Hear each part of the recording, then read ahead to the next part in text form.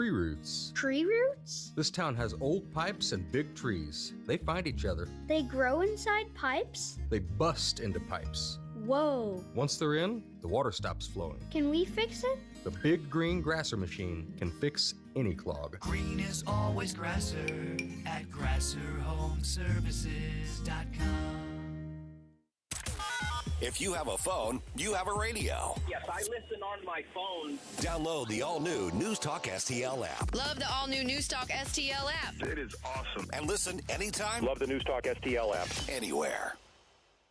Tim Jones and Chris Arps in the afternoon. The 9 most terrifying words in the English language are, I'm from the government and I'm here to help. The more you remove voting from Election Day, the more opportunity you're offering for people to commit fraud. Are you not entertained?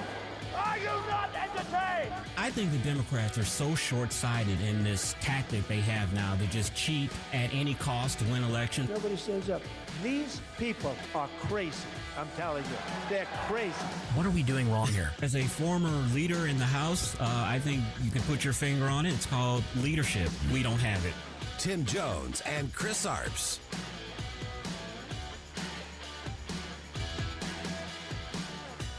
Welcome to Friday afternoon. You made it. Congratulations. Pat yourself on the back.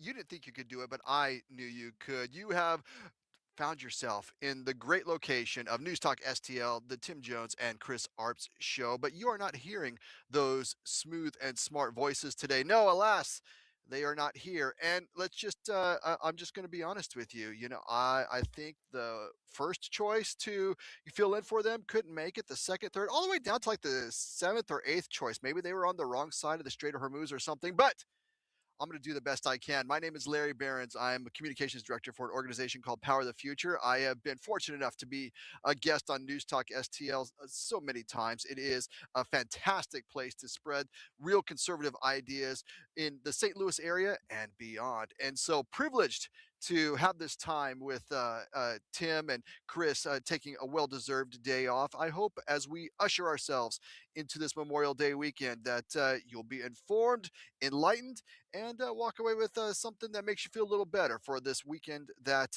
we're going to be honoring those who have given the ultimate sacrifice for our nation. Lots to talk about, and I'm going to give you just the shortest of shortest intros, because if there's one thing I can talk about, it's myself. So I'm going to keep it really short. I am a communications director now, but I have worked in the media relations side at the state level, at the legislative level. I am a blue state refugee. I moved here to Missouri from a blue state trying to escape the COVID lockdowns, and it has been absolutely fantastic. And one of the things, and I hesitate to say this, I almost would rather tell you that I did 10 to 20 for a serious crime, or that I was, exiled from a country. But in the interest of being completely transparent and honest, I'm going to tell you what I used to do for a living. Maybe you might want to pull over if you're driving. I used to be a television news reporter. I'm so sorry. I shouldn't just open with just the worst thing. I mean, my mom used to say he's dealing drugs. That she wouldn't even admit that that's what I was doing. But that's what I was way back. In fact, if you had rewound the clock 20 years ago from now, you would see me on local TV news covering a lot of things. Mostly, I'll be up front, the border. So I was a little ahead of that, boys and girls. We could talk about that. But why share that with you on this Friday before Memorial Day weekend? I'll tell you why. Because it's Media Lesson 101. And I'm sure this audience is smart and savvy enough to know that there is a time when you want to release news if that news is something that you really don't want to talk about for very long. Are you firing somebody? Are you have to disclose something for financial reasons that you have to disclose, but you really don't want to do it? The Friday before a holiday weekend is we call it in the business a news hole, right? You throw it out there on a Friday afternoon, hope that everyone forgets it by Tuesday morning when we're back at our normal lives. And so I tell you all of that to say, be on guard today. Watch what the leftists are doing today, because there is a whole lot of news coming out, and it's absolutely true here. We've seen Tulsi Gabbard resigning today, wishing her absolutely nothing but the best as she works with her husband's health issues and is working to be there at his side. A fantastic director of national intelligence. And let's just this is one of the things that you're sad gets lost in the news hole. Let's just take a moment to appreciate the fact that this was a Democratic congresswoman from Hawaii, blue state of blue states, who President Trump brought in at a very high level position, not necessarily cabinet position, but a Senate confirmed position, right? He had when was people forget this? When was the last time a sitting president brought in two people who ran for the opposite party's presidential nomination? I mean, there's always a token one, right? They'll usually make him, Department of Interior or something. No offense, Secretary Burgum. But to have someone be Secretary of Health, Director of National Intelligence, they were literally running to potentially run against Donald Trump. And he pulled them into his administration. And well, that's something that, well, we've memory hold. We have forgotten a whole lot. That goes all the way back. I know what you're saying, Larry. That's so 2024. Well, 2024 has been in the news a lot this week. And I know you've probably heard this, but I got to be honest, this autopsy report, and that's the right name for it, released by the Democrat National Committee, it is 192 pages. Yes, I read it, so you didn't have to. That's a lie. I didn't read the whole thing, but I read a lot of it.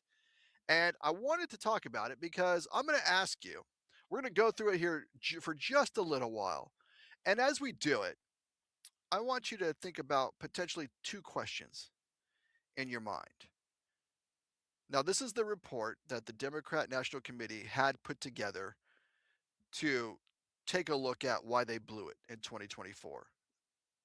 And the two questions I would ask is, are the things that they identified in this report, is it any different now in 2026? And question number two, do you see it being any different in 2028? Because I struggle. I think these dynamics are exactly the same. And well, let's just get into it, shall we? The 192 page, they call it draft report. It was released by Chair Ken Martin, and he didn't release it willingly. It was all under a lot of pressure, but he is now working to distance the party away from it. And I, I don't know who was pressuring him to release it to show just how bad it is to air this dirty laundry, but it's clear that I would put this under the things of the Democrats spent money on that didn't get them the results. Because if they put out this report and then they say, oh, but we don't really believe it, then you have to ask them, why'd you spend the money on it?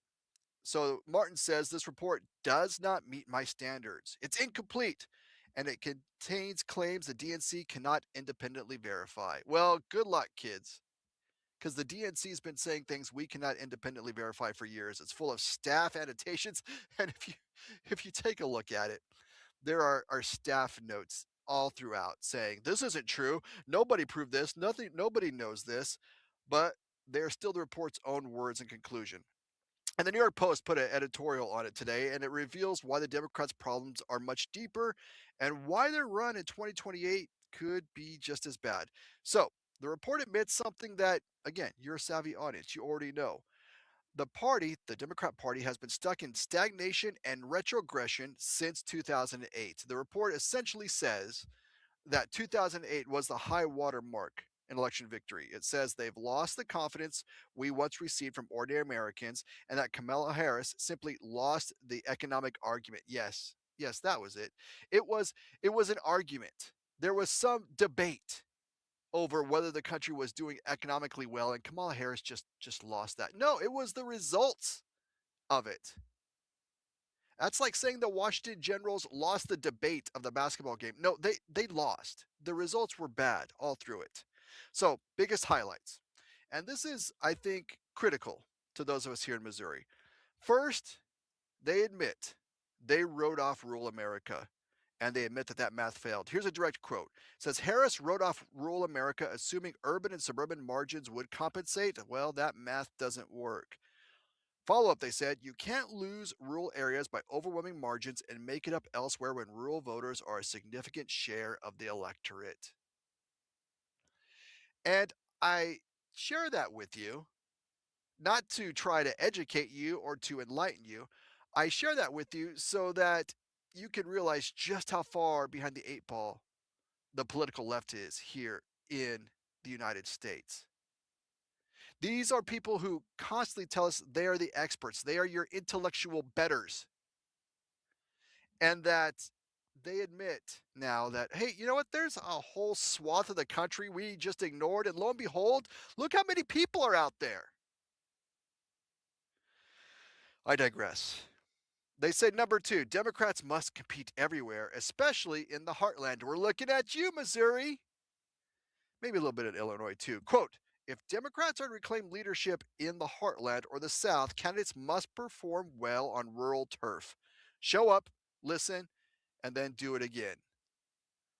So keep in mind the timing of this report. We're seeing it out right now. We're seeing that it is made public now. But the Democrats have had this in their hands, probably I don't know February 2025, well over a year at this point. And have they done that? Folks listen in rural areas to News Talk STL. They listen around the globe to News Talk STL. Have your Democrat candidates shown up? Have they listened? Have they done it again? The Democrats want a renewed focus on the voters of Middle America and the South who have come to believe they are not included in the Democratic vision. What would lead them to that conclusion? And here's where I have to just again get on the soapbox. Here, can someone grab my soapbox?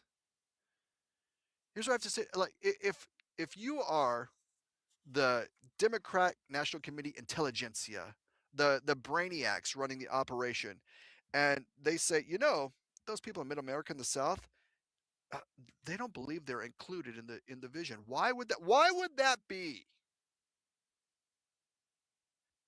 There's really it's just interesting how they can take the, you know, 600-pound donkey in the middle of the room and not talk about it, but not acknowledge that it's the problem.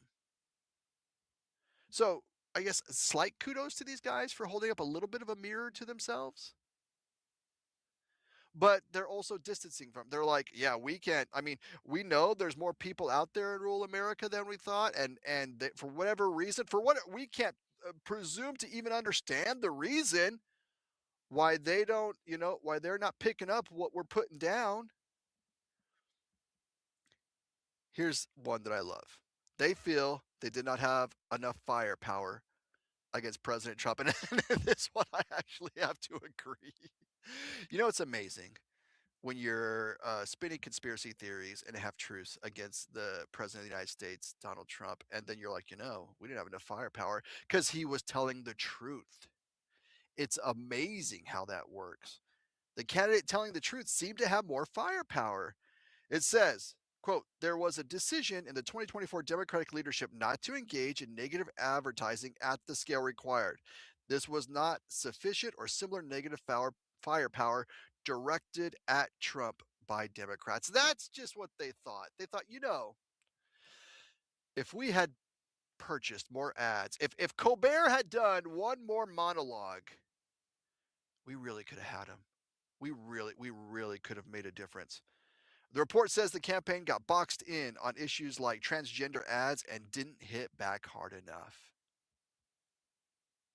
I'm going to let the silence do the work on that brain nugget from the DNC. My goodness gracious. Number 5, Biden's inner circle dropped the ball on prepping Harris. Did they? Did they? Have you seen Kamala Harris? I guess, you know, when they said, Madam Vice President, we'd like to prep you for the run you're going to do for president now that you've knocked your boss out of the race after he secured the nomination. We have assigned our key staff member to help prep you for this race. I'd like you to meet Mr. Autopin. He will be prepping you. Yeah, I would say that I even wouldn't mark this against them. How would you prep Kamala Harris to do anything coherent? I mean, good luck. If someone has the answer to that, I'd be fascinated to hear it. So here's the bottom line. For those of us in Missouri and everywhere else, the Democrats' own review basically admits they ignored rural and working class voters in places like Missouri.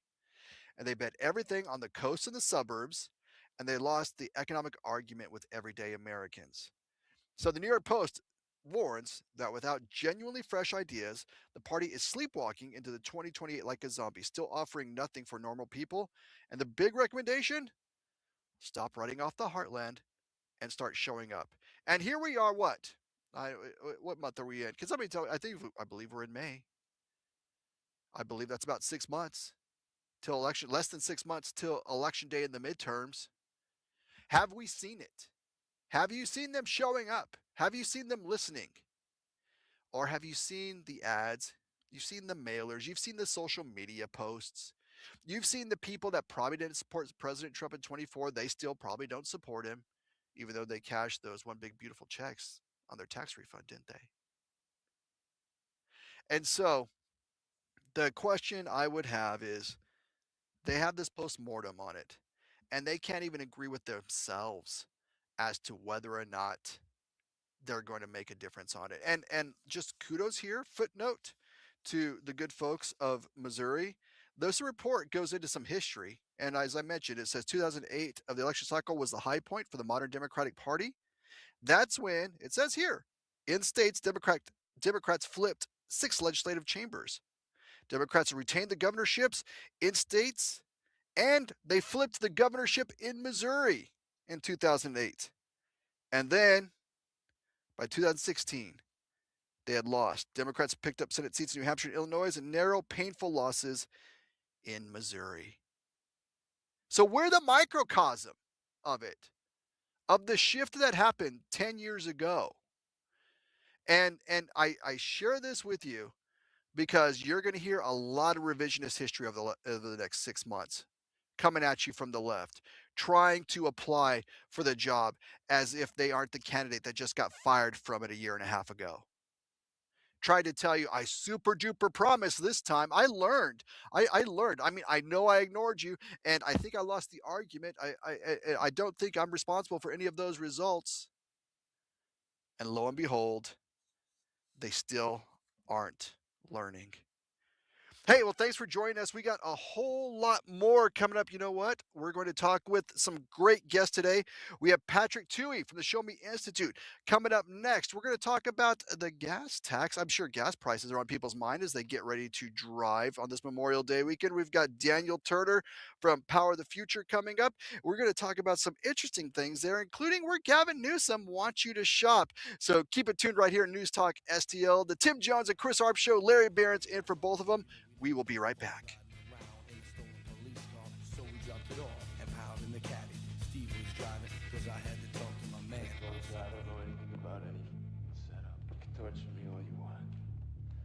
Torture you, that's a good idea. I like that one. Running around, robbing banks, so whacked on the stupid snacks. It's the Tim Jones and Chris Arps Show.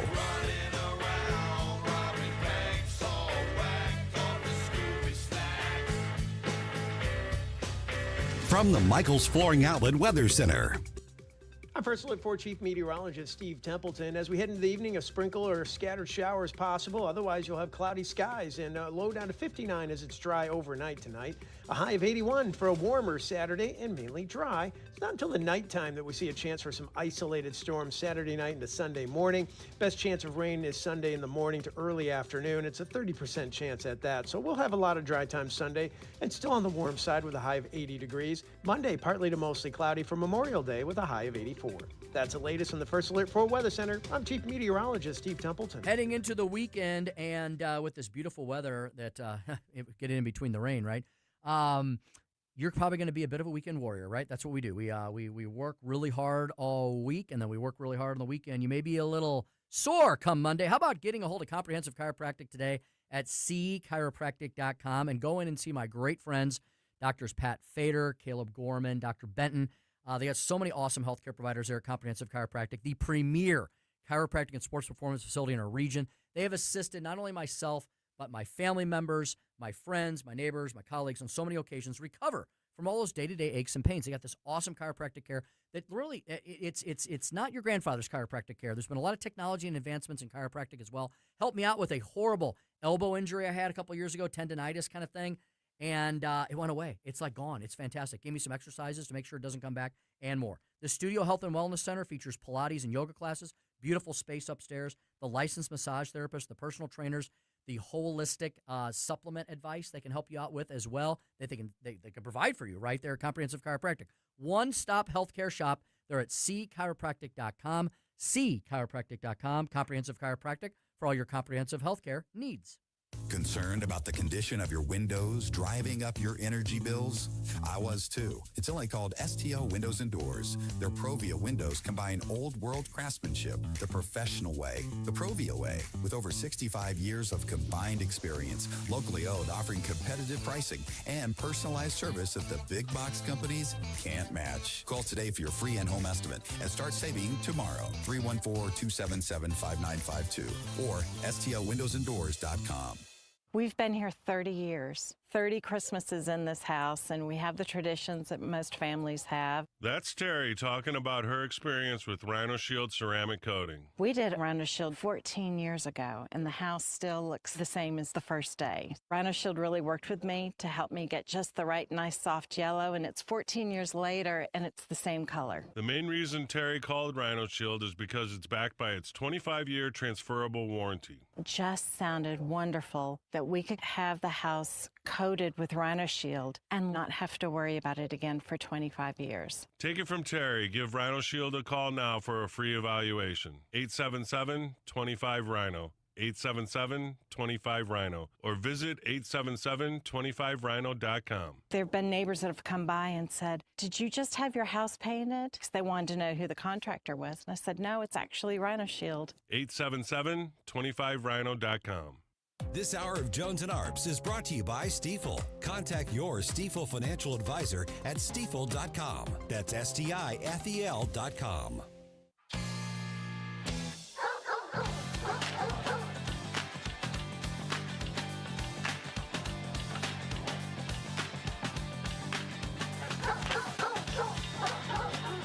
Dropping truth bombs and making you think. It's the Tim Jones and Chris Arps Show.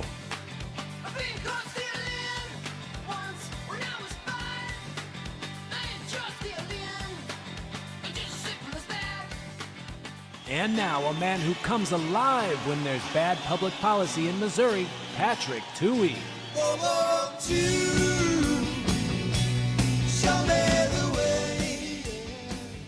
Welcome back to the Tim Jones and Chris Arps Show. Larry Barron's filling in for the guys on this Friday before Memorial Day. Well, you heard the intro.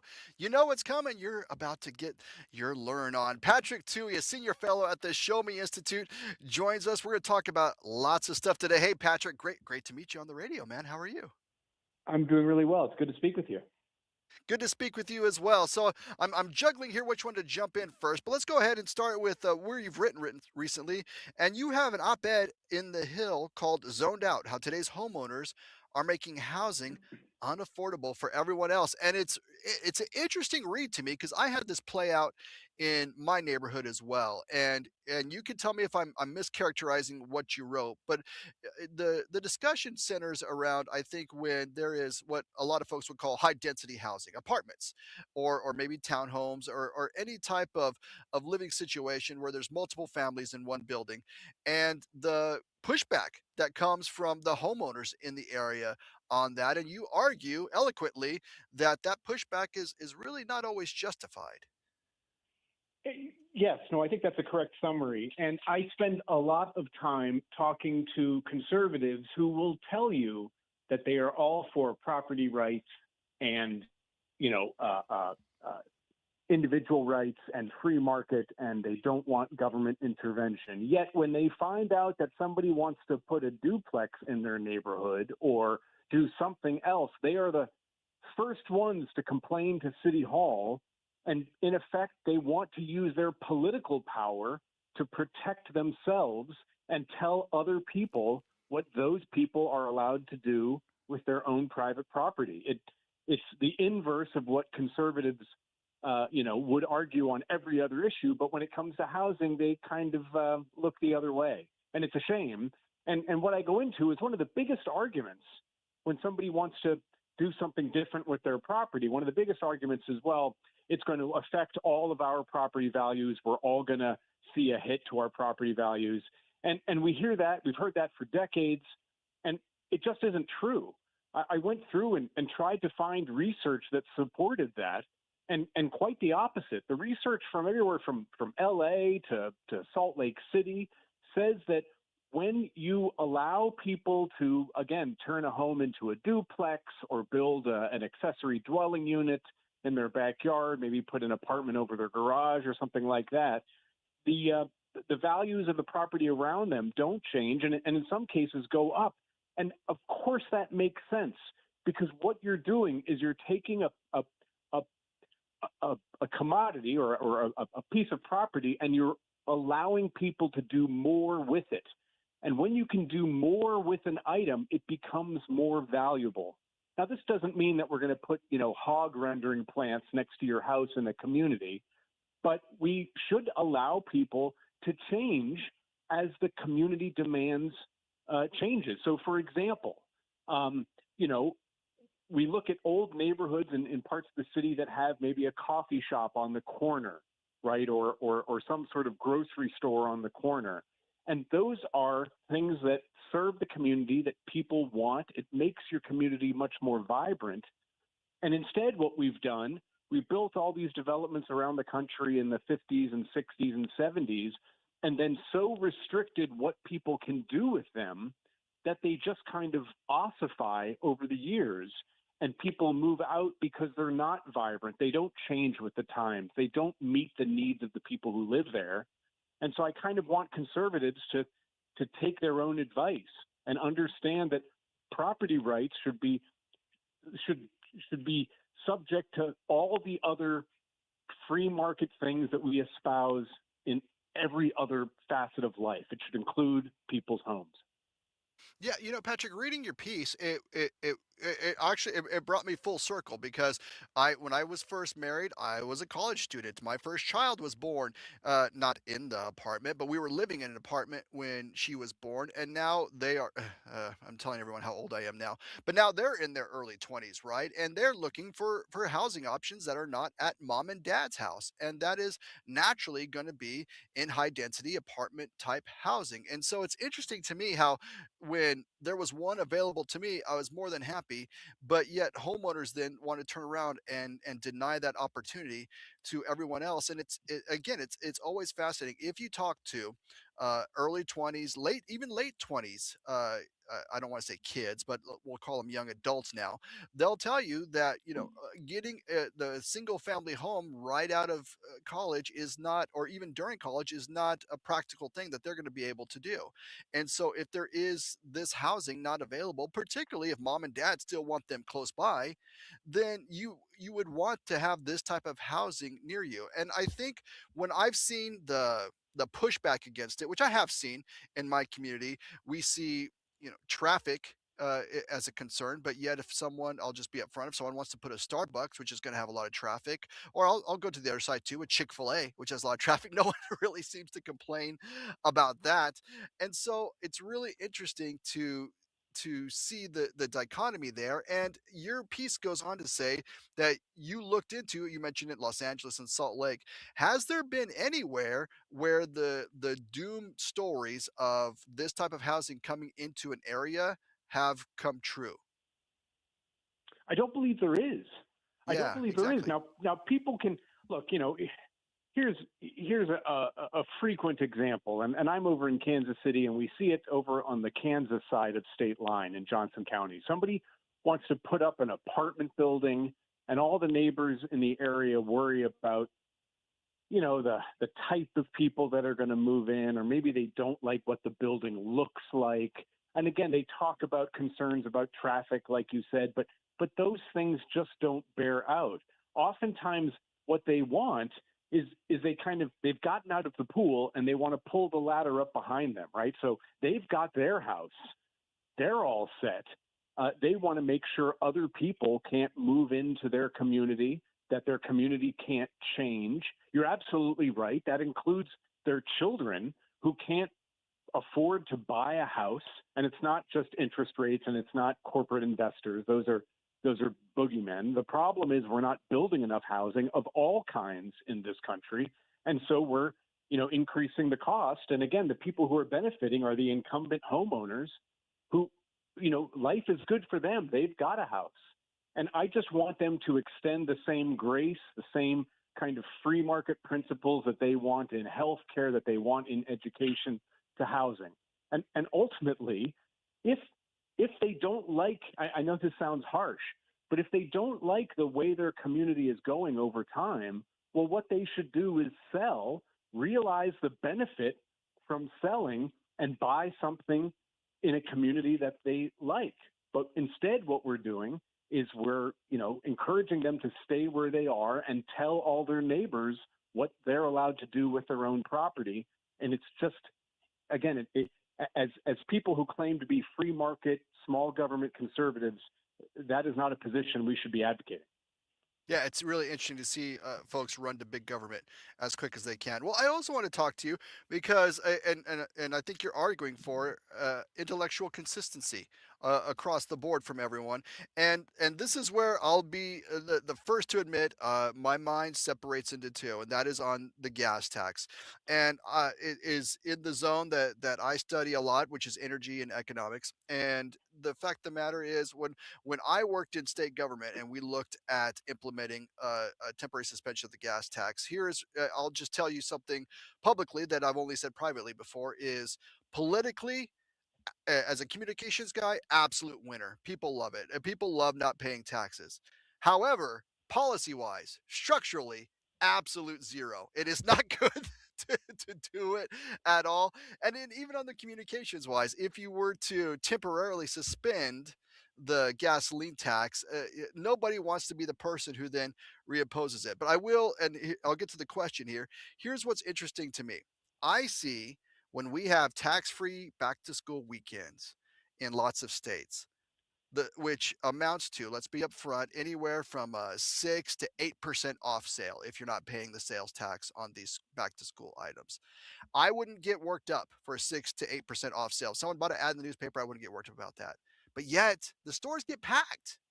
And I think part of the drive is just to not want to pay big government taxes. And so I mold all that in and ask you, what's your evaluation of the potential elimination of the gas tax, even temporarily? Well, I agree largely with what you said. It is a minuscule benefit to you and I who drive around and pay gas taxes, and a huge hit to the state or federal government that uses that revenue to improve roads. Here in Missouri, we've got a huge project between Kansas City and St. Louis. It's a hassle to drive between the two cities. I make that drive often, but it's because they want to widen the road and they use federal and state gas tax funds to pay for that.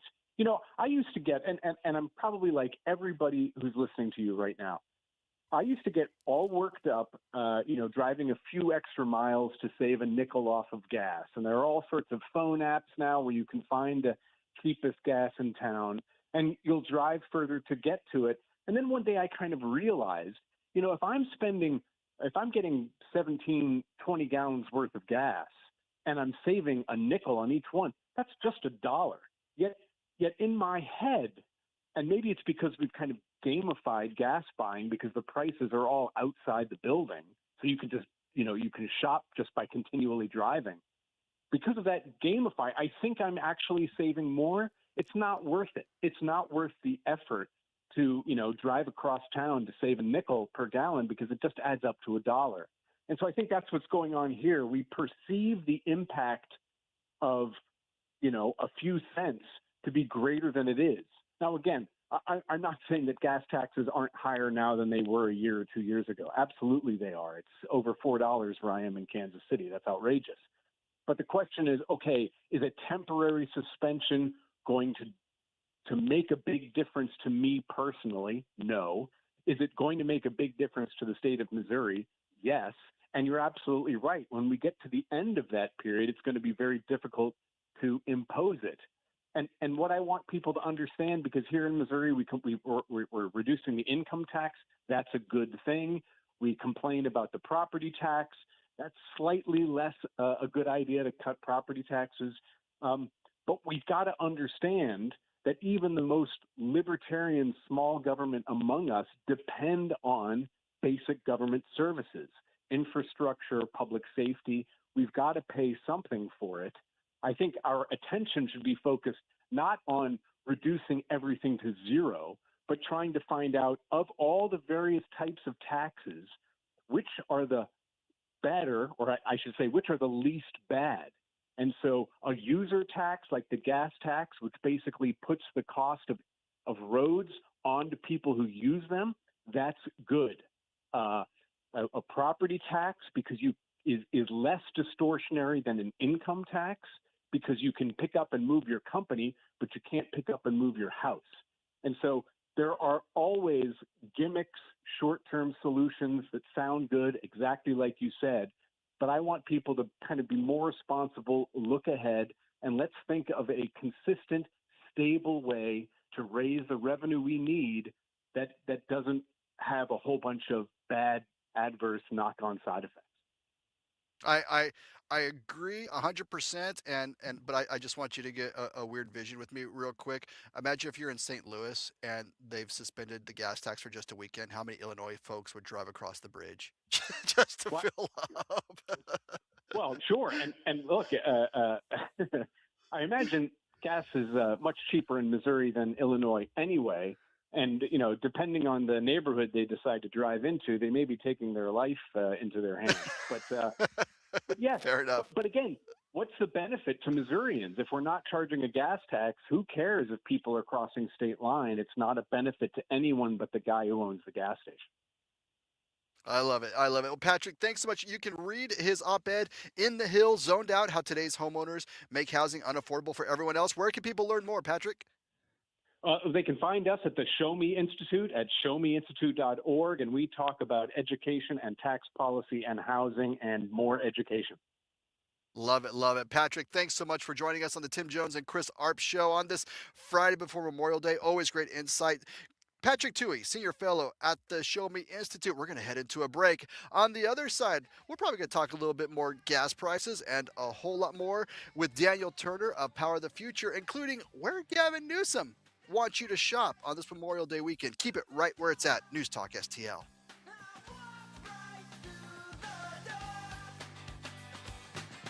Like us on Facebook at News Talk STL.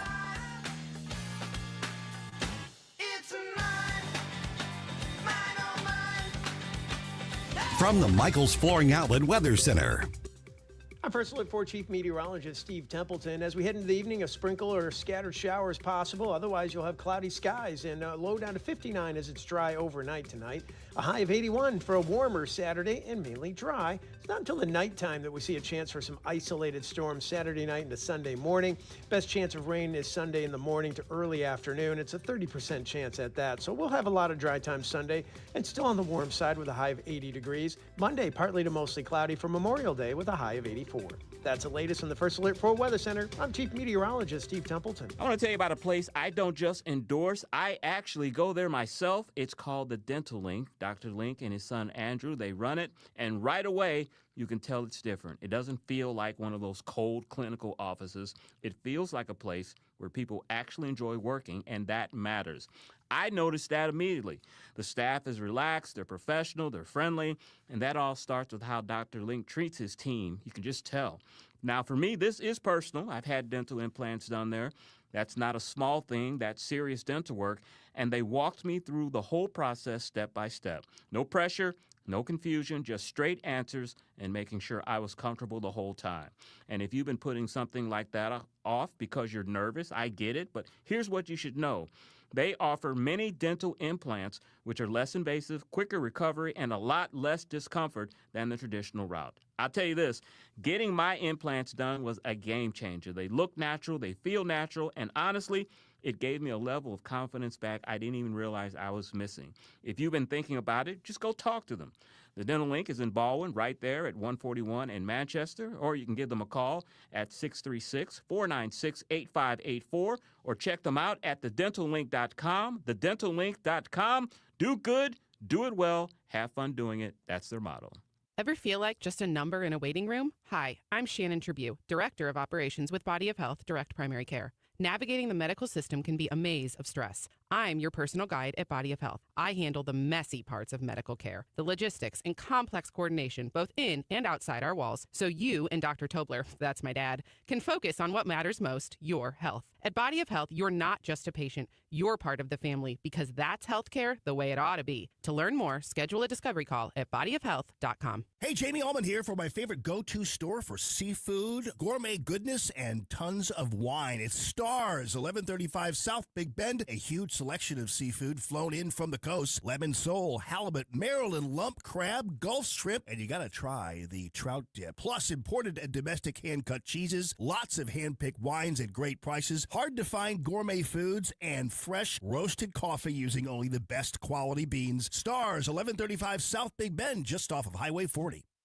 Hey, it's Mike Ferguson. Mario's Donut Restaurant, that's your place to go for breakfast, lunch, and dinner. From mouth-watering sandwiches, omelets, delicious gyros, and Mexican dishes, to their revamped menu with cannolis, tiramisu, baklava, and danishes. And don't forget those famous donuts.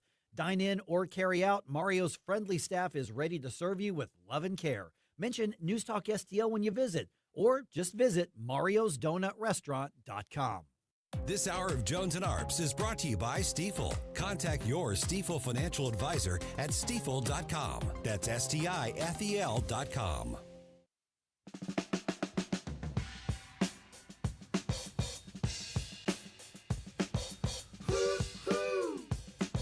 Tim Jones and Chris Arps in the afternoon.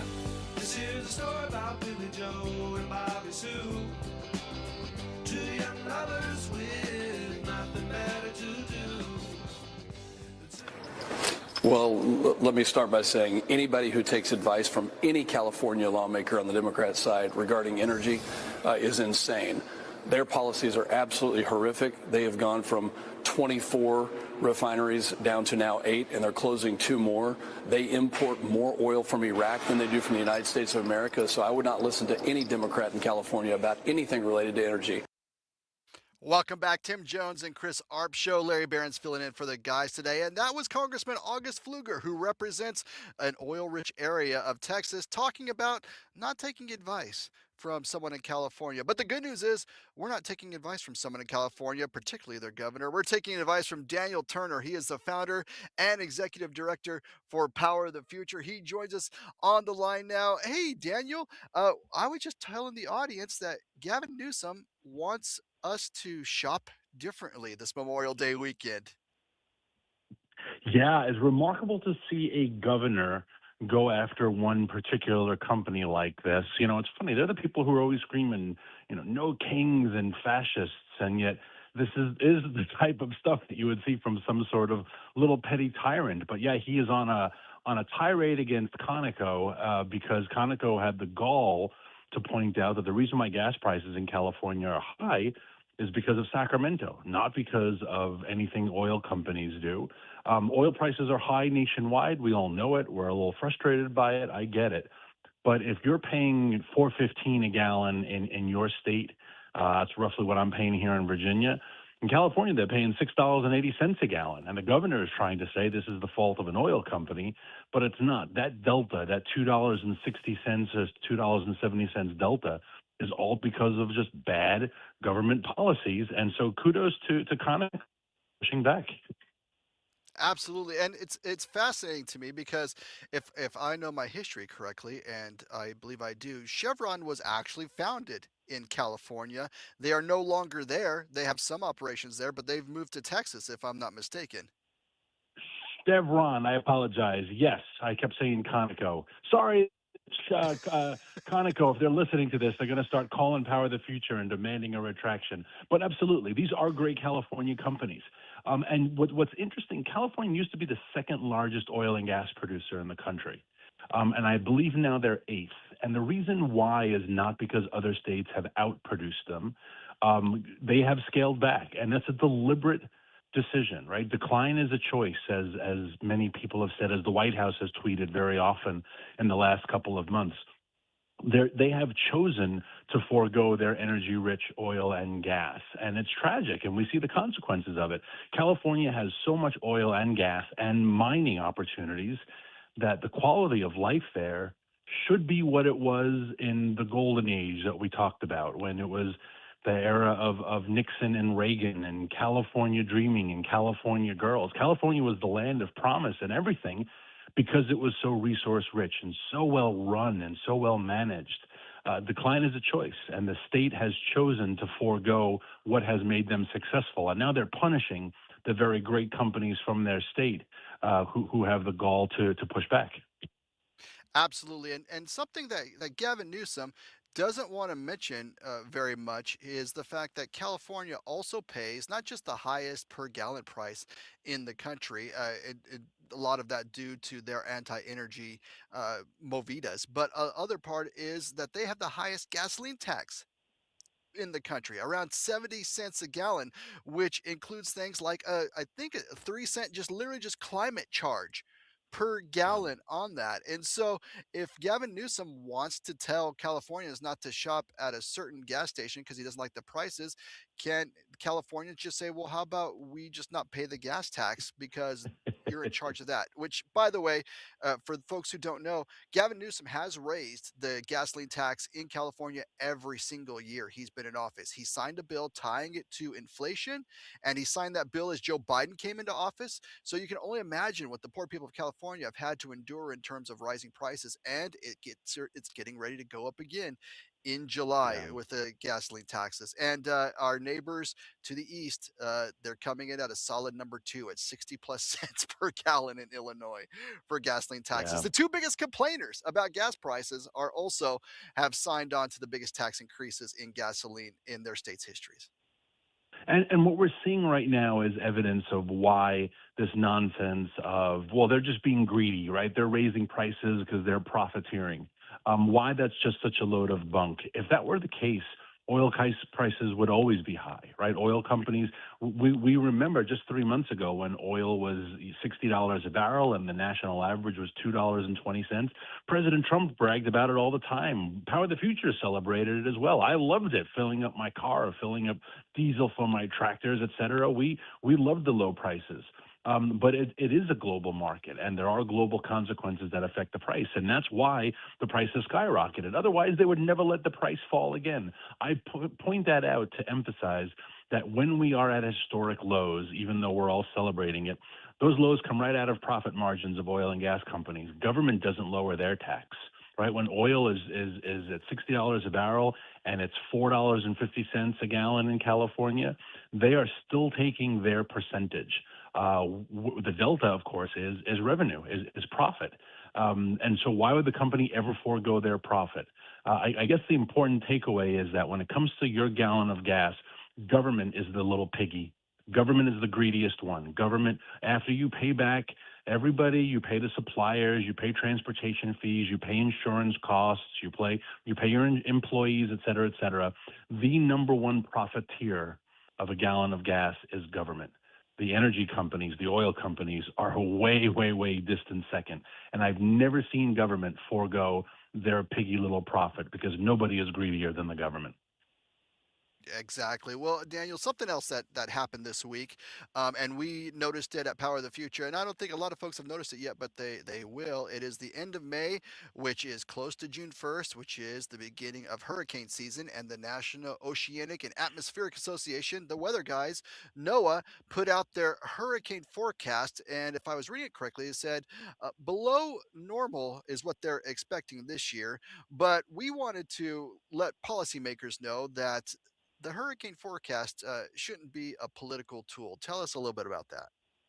Yeah, and this is a really important thing to remember that it is helpful for NOAA to send out some forecasts, and the Farmer's Almanac's been doing this for some 200 years, right? But it is a little bit of speculation and a lot of guesswork. Last year, NOAA predicted an above average season, and if you and your wonderful audience remembers, we had no hurricanes touch the continental United States last year.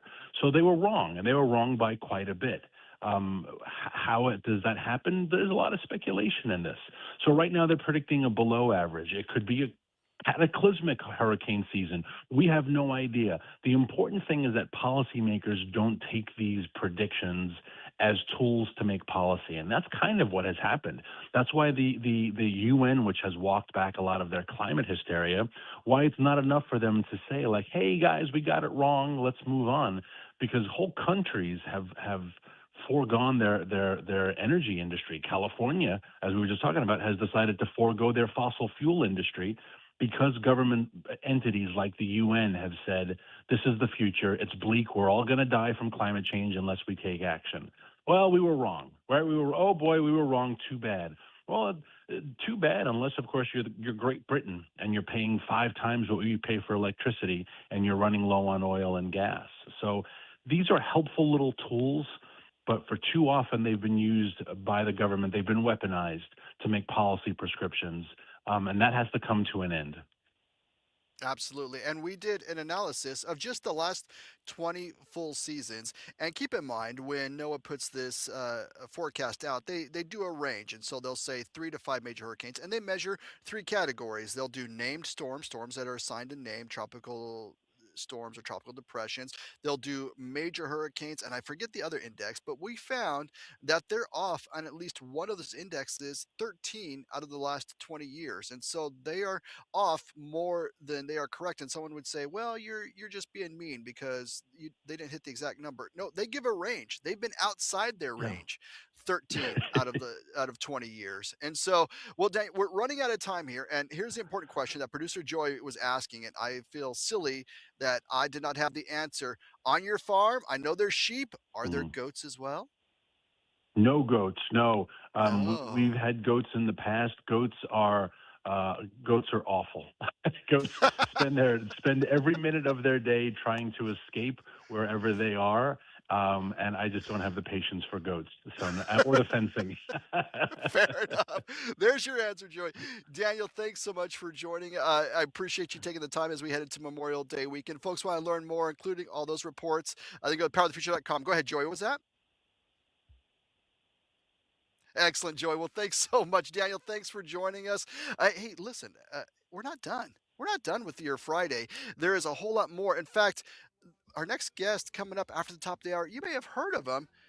His name is Tim Jones. Yeah, he's going to talk to us because the governor issued a proclamation today. We know what amendments are going to be on the ballot in August. You're going to want to get ready because there's a lot going on. He's going to tell us all about that coming up. Congressman Bob Onder. They've done a lot this week in D.C. They've passed some bills that we're going to talk about and a whole lot more. Gosh, I hope we're going to be able to fit it all in. Keep it tuned right here. The Tim Jones and Chris Arps Show get you into that Memorial Day weekend.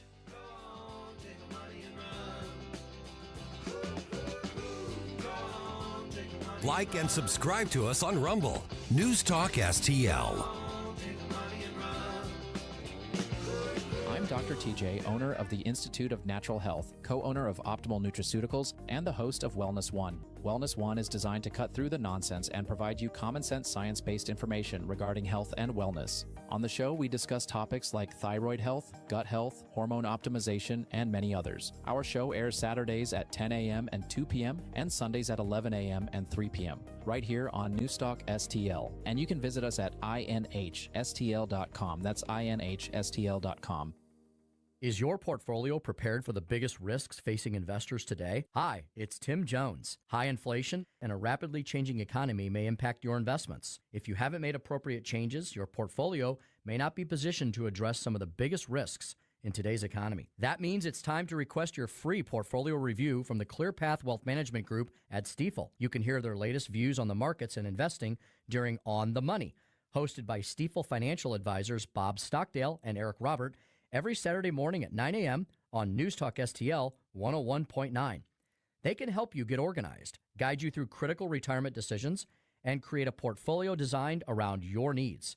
To schedule your free portfolio review, go to clearpathinvesting.com. That's clearpathinvesting.com, or call 636-695-2650.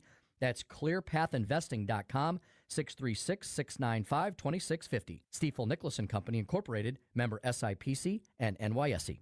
Hey, DIY warriors, ready to transform your outdoor space? Start with Lee May Concrete Block, St. Louis's trusted family-owned manufacturer since 1947. Whether you're building a retaining wall, creating a backyard fireplace, or pouring concrete, Lee May's got you covered. From compact blocks to large cast concrete, they provide materials and professional guidance to bring your vision to life. Military and first responders get special discounts. Visit Lee May Block Showroom or LeeMayBlock.com. Lee May Block, building your dream one block at a time. KLGY HD3 Clayton, K270BW Bellefontaine, KNVS Bowling Green. This is News Talk STL at 1019, 94.1, and always streaming at newstalkstl.com.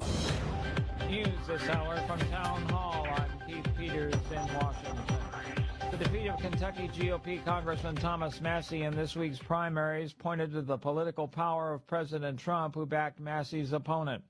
On the Salem News program this week on Capitol Hill with Tony Perkins, House Speaker Mike Johnson added that it also hurt Massie that he was an obstructionist to the Trump legislative agenda. He's been critical of me over the years, but look, he ran his race. I didn't get involved in it, but we need people who are going to help us do that and not obstruct. And so when you vote with the Democrats every single time, obviously you work against that agenda. And I think, look, his constituents made the decision, not anyone else. And this is the beauty of our system. You know, we have to all go back. We're accountable every 2 years in the House to the people who send us here. And if they choose another route, then that's what they do. And that's what happened. Speaker Johnson's full interview will be heard when This Week on Capitol Hill is broadcast beginning at 10 a.m. Eastern Time Saturday on the Salem News Channel. The Trump administration is sending an additional 5,000 troops to Poland, stirring confusion following weeks of changing statements from Trump and his administration about reducing, not increasing, the American military footprint in Europe. Polish Foreign Minister Radoslaw Sikorski says he appreciates President Trump's decision to send 5,000 more troops to Poland. I want to thank President Trump for his announcement that rotation, the presence of American troops in Poland will be maintained more or less at previous level. President Trump appeared with New York Republican Congressman Mike Lawler, praising him for supporting the tax law that expanded state and local tax deductions. Lawler, up for re-election, said he'll embrace Trump to energize Republican voters. On Wall Street, the Dow up by 294 points, the Nasdaq rose 50, the S&P advanced 27. More at townhall.com. Hey, I'm Kirk Cameron. Is health insurance eating up your budget for 2026? If you're looking for ways to better steward your finances, consider this: Christian Healthcare Ministries.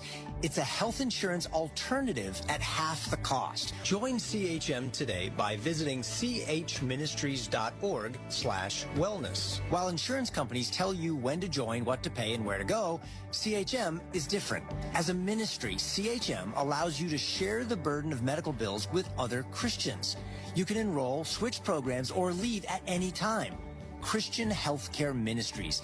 It's a world of difference. CHM has 4 flexible programs. You can pick any certified doctor, surgeon, or hospital that you want for eligible care. So make the switch. Take your paycheck back from health insurance this year. Join CHM today by visiting chministries.org/wellness. That's chministries.org/wellness. From the Michaels Flooring Outlet Weather Center. I'm First Alert 4 Chief Meteorologist Steve Templeton. As we head into the evening, a sprinkle or scattered showers possible. Otherwise, you'll have cloudy skies and low down to 59 as it's dry overnight tonight. A high of 81 for a warmer Saturday and mainly dry. It's not until the nighttime that we see a chance for some isolated storms Saturday night into Sunday morning. Best chance of rain is Sunday in the morning to early afternoon. It's a 30% chance at that. So we'll have a lot of dry time Sunday and still on the warm side with a high of 80 degrees. Monday, partly to mostly cloudy for Memorial Day with a high of 84. That's the latest from the First Alert 4 Weather Center. I'm Chief Meteorologist Steve Templeton. This hour of News Talk STL is brought to you by Stiefel, serving investors for over 130 years.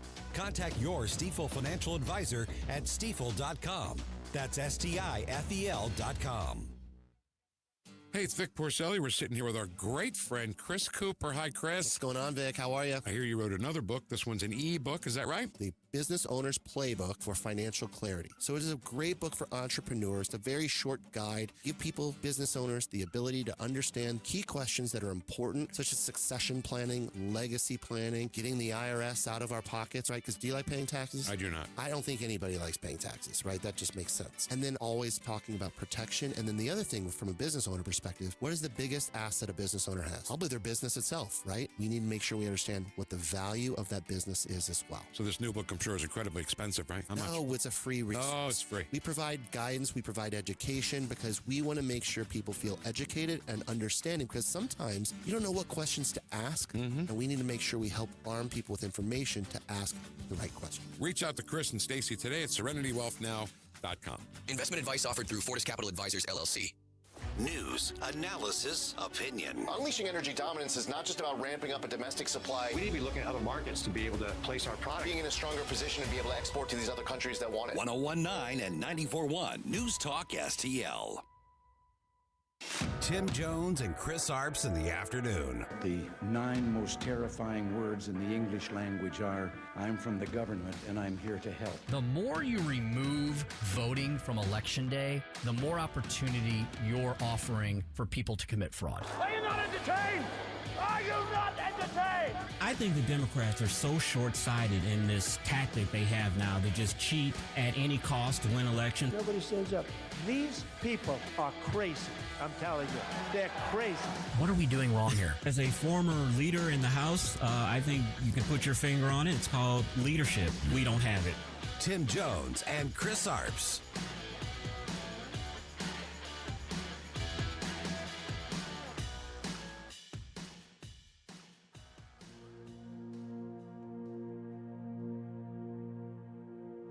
Some time back, I received in the name of our country the bodies of 4 Marines who had died while on active duty.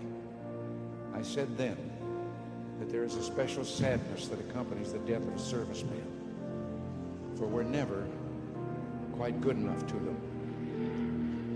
Not really, we can't be, because what they gave us is beyond our powers to repay.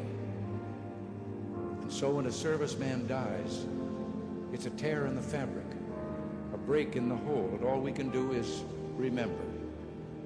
It is, in a way, an odd thing to honor those who died in defense of our country, in defense of us, in wars far away. The imagination plays a trick. We see these soldiers in our mind as old and wise. We see them as something like the founding fathers, grave and gray-haired.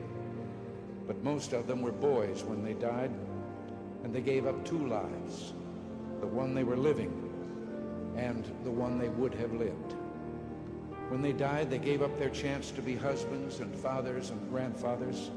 They gave up their chance to be revered old men. They gave up everything for our country, for us. We owe them a debt we can never repay. All we can do is remember them and what they did and why they had to be brave for us.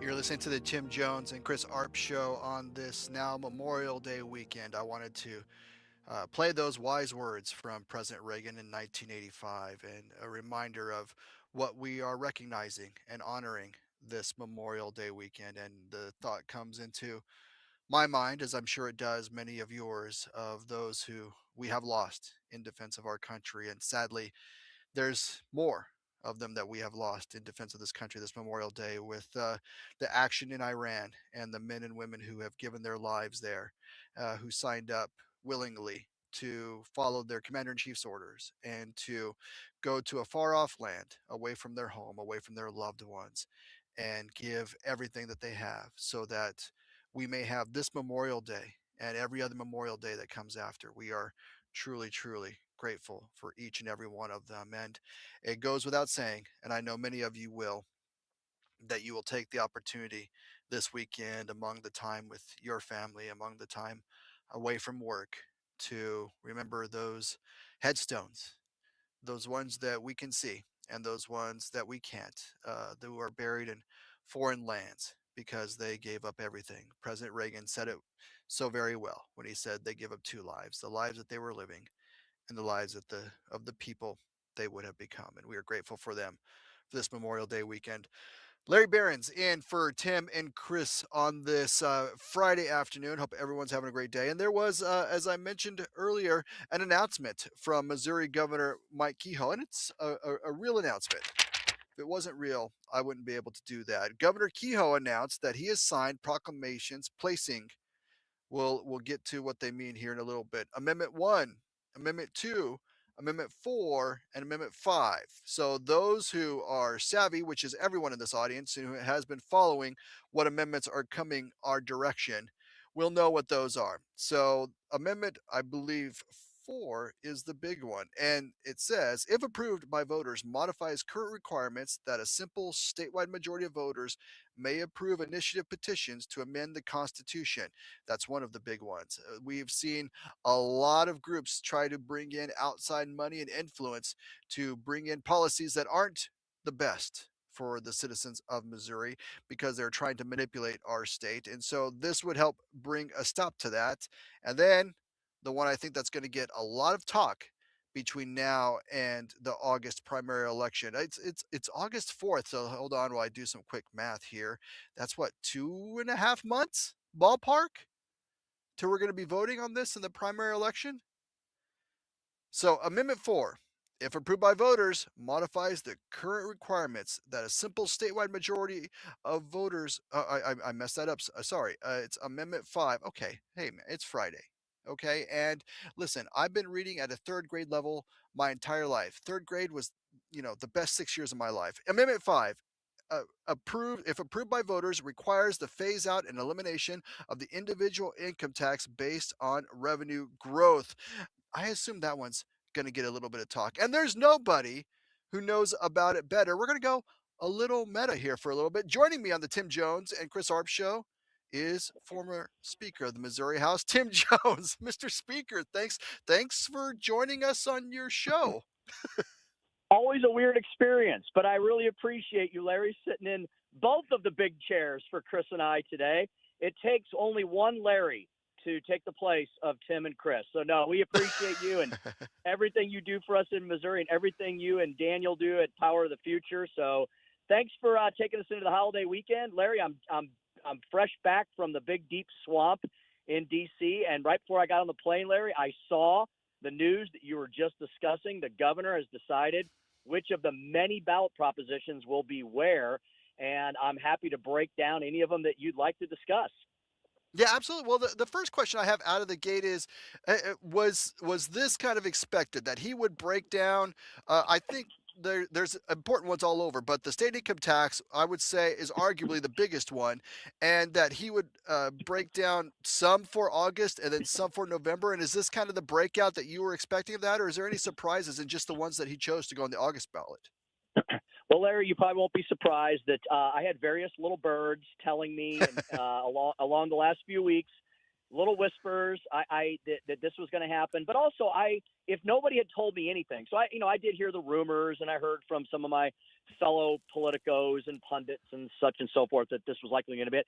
But this would have been my intuition anyway. So I would have been on the same page. If the governor had called me up and said, Tim, what do you think? I would have basically said, from what I have seen, there's been a lot of polling, as you can imagine, Larry. The people who are the proponents of these proposals, they have been working diligently behind the scenes, especially on the Amendment 3, the pro-life amendment, Amendment 4, the what I call the Protect Missouri Constitution Amendment, and Amendment 5, the tax cut phase down amendment, phasing down a plan, putting in the bones in place to phase down and eliminate our income tax, something that I was very humbled and proud to begin when I was Speaker. Boy, my goodness, when did we do that? About 12 years ago. I thought we'd be done by now, Larry, but they brought me back to help with this effort. I'm so excited to be a part of it. I am part of that overall effort. And I would have said, it's probably a slight edge in August because you have so many Republican primaries, people, and therefore you have voters that would likely be more welcoming and receptive to a plan that would phase down and eliminate Missouri's income tax, move us to a more fair tax consumption-based system. And you want Amendment 4 in August as well, Larry, because there's going to be a bunch of lefty-funded, leftist-driven ballot propositions on in November, and that's the whole purpose of Amendment 4 is to cut them off at the pass. Let's be honest, because our Constitution in Missouri has been under attack, not by Missouri citizen-led initiatives over the last decade or two, but by special interest, leftist-driven special interests and initiatives from outside of our state, and dare I say, even outside the country. Larry, you're very familiar with the amount of foreign money that floods Missouri's electoral system every single year on energy issues, on taxation issues, on education issues. Because, Larry, there's nothing more than what leftist foreign billionaires like Hans-Jörg Wyss and George Soros would like to do than to upset the apple cart in America's public policy arena. You're absolutely right, and folks, I think they know, but we need to put a fine point on it. Imagine if you are a George Soros or a Heinz-Vorg Yies, and what they do is they fund these groups, and this is this group's profession. This is what they do full time, and they would love nothing more than this time next year to say, look what we were able to do in even red Missouri, the reddest of the red. We were able to do it, and it invites more to be messed with some more. If you give the bully your lunch money on day 1, day 35, you're still going to be having to cough up the money. And so that gets to my question on that, on the amendment that would help curtail some of that foreign influence. If approved, how quickly does that take effect? Hopefully instantaneously. I guess the question I should be asking is, would that then have effect on the other amendments on the November ballot? Larry, I believe it would. So my big three, and there's a couple other equally important ones that will be in November, but I don't want to confuse anyone. My big three are Amendment 3, which is going to be in November now. So I'm going to put that aside for now because we're going to have plenty of time to discuss that.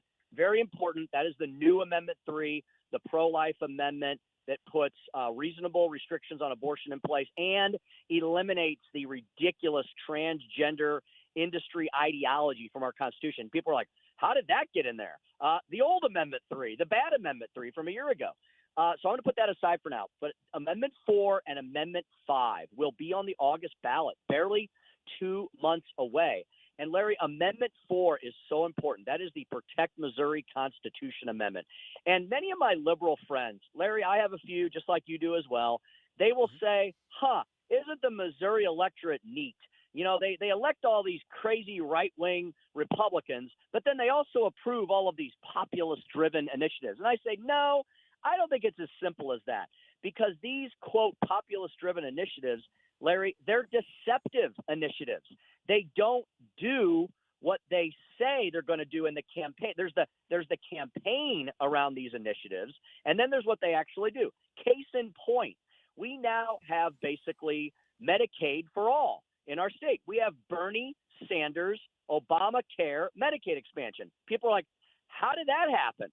Well, because the left, the uber left, the George Soros, Hans-Jörg Wyss leftist billionaires, they put an initiative on our ballot, I think it was about 4 to 6 years ago, where they said free health care for all Missourians, free accessible health care.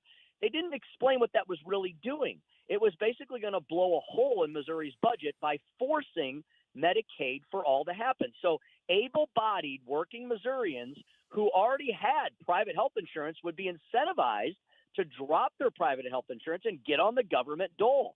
And that's what's been happening. And that hurts the social safety net. That hurts the people that Republicans are actually the compassionate ones trying to protect, the truly needy and downtrodden. What Democrats are trying to do is just provide government for all from cradle to grave, which eventually, as you know, Larry, fails because that's what socialism always does when you run out of other people's money. So Amendment 4 is so critical to have on in August. Couldn't agree more with the governor putting it there. That is the Protect Missouri Constitution Amendment. And then by passing that in August, I do believe there'll probably be litigation on this, but I do believe that will cut off at the pass some of the additional uber lefty propositions that will then be in November. In addition to 4, Larry, as we talked about, will be the phase down elimination plan of Missouri's insidious income tax. You are probably going to have an edge to Republican voters because there's more Republican primaries that are going to be contested in August. So I think it was probably a tough call, but probably the right call to put Amendment 5 on the August ballot as well. That way that ballot is not overly crowded and people won't get, ballot fatigue by trying to wade through all these. Amendment 4, Amendment 5, and I urge a yes vote on both of them in August. Well, and there's already, as you all pointed out on your show last week, there's already legalese going around on the state income tax amendment. Someone trying to get it booted, and I don't know how that case affects it. The governor looks like they're moving forward. I would assume then the judges would have to make a pretty quick decision on whether or not that has merit, which obviously it doesn't. But they still have to go through the motion, I would assume. That's right. And I think that was also a good call because that'll force everything to either Larry, they won't have time. Either they won't have time to get it through the system, and that's fine. Then the question, the legal challenge, perhaps could become moot. Although I guess you could still challenge it on the backside. But on the good side, it would require expedited hearings, expedited rulings, and that would cause the question to be settled.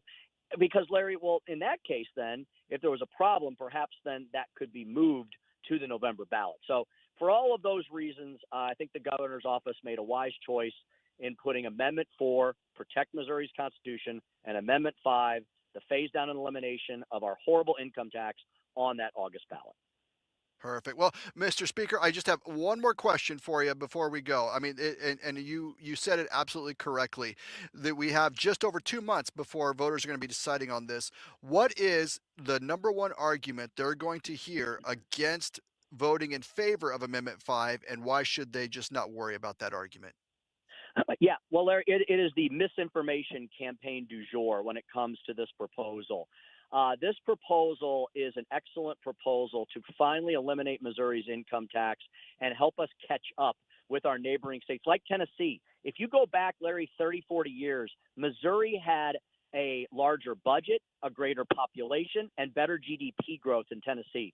Tennessee phased out its income tax and then began to eliminate other taxes on income to the point where they have like no taxes on any sort of income wages in that state. And they are booming. They're now crushing Missouri. So that's my argument in favor. The argument against, Larry, will be that that somehow, Larry, in some way, a supermajority Republican legislature is going to shift the income tax to a sales tax that's going to be 25 or 30%, and they're going to tax everything that moves, and that it's just going to be economic Armageddon for the state. Larry, if that sounds ridiculous, it is, because this supermajority Republican legislature will not do that. Number one, if the HJR passes, if the amendment passes, Amendment 5 passes, the legislature will have a very narrow window to get all that done. They put a time limitation on themselves, which is wonderful. That's oftentimes what elected officials need. They'll have 5 years to get this done. They are not – anybody who wants to run for re-election for the office they're in or another office is not going to do something that's going to cause voters to want to throw them out. There's not going to be a massive sales tax increase. Is there going to be a broadening and flattening of the base? Yes. Larry, we have over 1,000 tax exemptions in this state. A lot of mom and pop stores are really upset these days in Missouri, as they should be, because we're taxing them, but we're not doing things like taxing all of the things that have been created in the digital age. So everybody who's in that world is skating by scot-free and has little to no tax burden, but all the brick and mortar mom and pop shops do. And so we're going to create a fair tax system. Look it up, folks. The fair tax, it is actually a proper noun. It has been filed by conservative Republican congressmen and women for the last 50 years in D.C. It never goes anywhere because government would never do that to itself. But it is the Milton Friedman-esque fair tax system. And that's exactly what we're hoping to move to in Missouri. It would be the broadest, the fairest, the flattest, and the lowest system of taxation. And you would not any longer pay a tax on your income and labor. No income tax once the plan is put into place. Perfect. Well, Mr. Speaker, kudos to you for getting out of D.C. and you're still sharp as all get out. That means they didn't get to you. I appreciate it so much. You taking the time. Cheated death once again. Yes. That's right. You made it out. Well, looking forward to you back on the show. Thanks so much for joining us. And we're going to go into a break here. I'm going to try not to mess it up because Congressman Bob Onder is coming up. That's right. We're bringing all the good guests, all the good information right here on the Tim Jones and Chris Arps show. Keep it tuned right here. News Talk STL.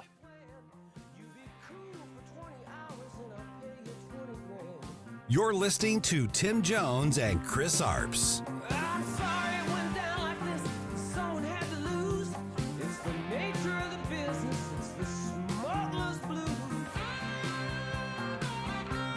From the Michaels Flooring Outlet Weather Center. I'm First Alert 4 Chief Meteorologist Steve Templeton. As we head into the evening, a sprinkle or scattered shower is possible. Otherwise, you'll have cloudy skies and low down to 59 as it's dry overnight tonight. A high of 81 for a warmer Saturday and mainly dry. It's not until the nighttime that we see a chance for some isolated storms Saturday night into Sunday morning. Best chance of rain is Sunday in the morning to early afternoon. It's a 30% chance at that. So we'll have a lot of dry time Sunday and still on the warm side with a high of 80 degrees. Monday, partly to mostly cloudy for Memorial Day with a high of 84. That's the latest from the First Alert 4 Weather Center. I'm Chief Meteorologist Steve Templeton. Connor Roofing. You can count on Connor. Connor Roofing is now a two-time winner of the National Best of the Best Award for Customer Satisfaction for roofing, storm damage restoration, siding, gutters, both residential and commercial. Please visit ConnorRoofing.com for an estimate. And remember, you can count on Connor. Hey, this is Chris Arps. If you enjoy a good cigar like I do, check out Dorset Cigar at 11396 Dorset Road in Maryland Heights. They'll help you find the perfect smoke, and they have a fantastic premium selection. Mention promo code NewsTalkSTL for 7% off. Visit DorsetCigar.com. When the storm hits and a tree comes down, you need someone you can trust right now. OLI Outdoor Services in Godfrey is on call 24/7 for emergency tree removal, trimming, stump grinding, and land clearing. Serving Illinois and Missouri with licensed, insured professionals and over 200 years of combined experience. Tree removal starting at just $2.99. Free estimates, plus financing. Visit OLIOutdoorservices.com or call 1-888-5-SAWING. This is Mark Harder with RE/MAX Results, the #1 RE/MAX franchise in the region. As a licensed real estate broker with RE/MAX Results for over 20 years, I've seen the ups and downs of many real estate markets, including the one we're in right now. With the spring market in full swing, now is the time to leap into the buying or selling of your home. Someday is not a day. Today is the day to make your move. Call me at 314-852-8933 or email me at markhardersells@gmail.com. 1 in 4 women will have an abortion before the age of 45 in this country. That's the tragedy we must work to stop.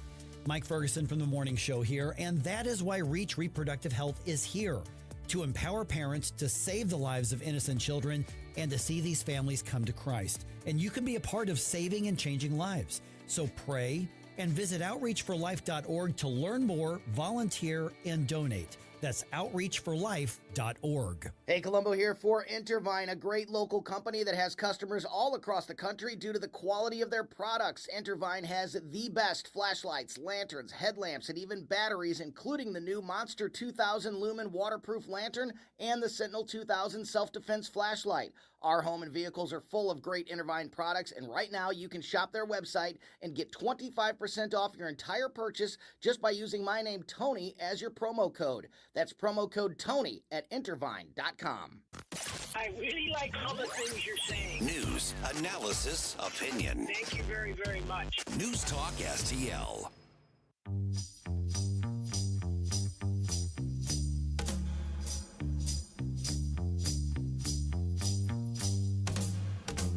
Tim Jones and Chris Arps in the afternoon.